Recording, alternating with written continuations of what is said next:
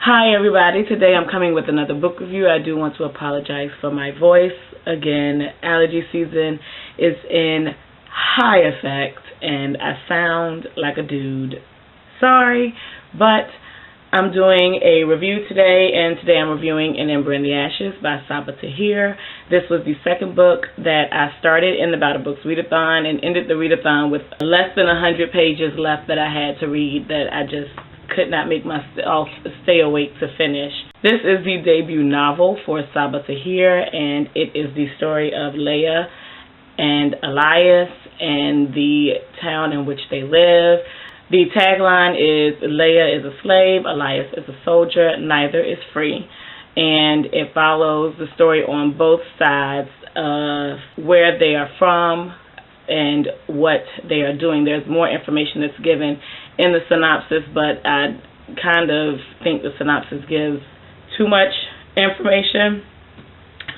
So I'm not going to go into all of the detail that is in the synopsis, but some of that detail is they are basically from two different sides of the tracks. Leah is what is called a scholar, and Elias is a soldier who has been raised and trained by the Empire to defeat anyone or kill anyone who comes against the Empire. And Leah's group of people where she is from are the people who come against the Empire the most often and therefore meet the consequences of death.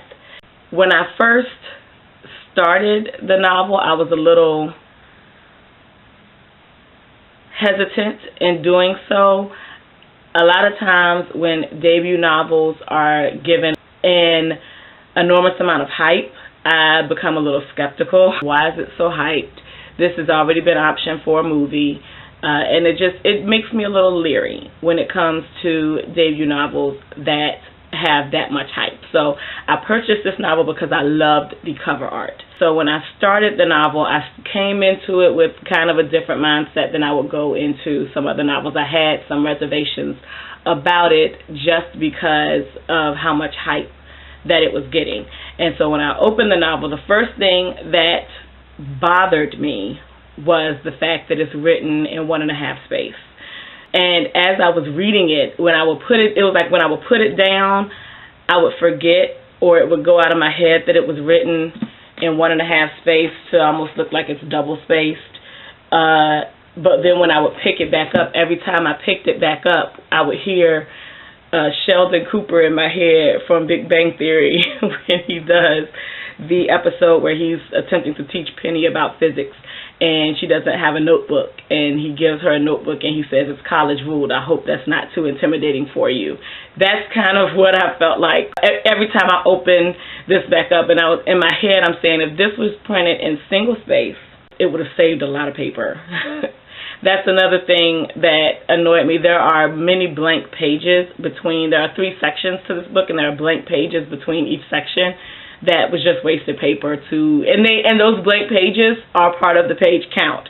So it's like the book is 446 pages long, but really it's about 439 pages long, and if it were written in single space, it would be half that. So I don't understand the reason behind making it in 1.5 space. Then as I started reading, everything at the beginning seemed so obvious. Like the people who were evil were obviously evil. All of the marshals and the soldiers and the masks, as they are called in the book, are obviously evil. The scholars, who are the people that Leah's a part of, are obviously not evil. And I was kind of leery after reading the first chapter, thinking if this is going to be 400 and something pages of complete obviousness, I'm going to be so annoyed by the time I finish this novel. But the reasons why it's so obvious at the beginning make sense as you get more into the novel. It becomes less of an obvious statement of good and evil.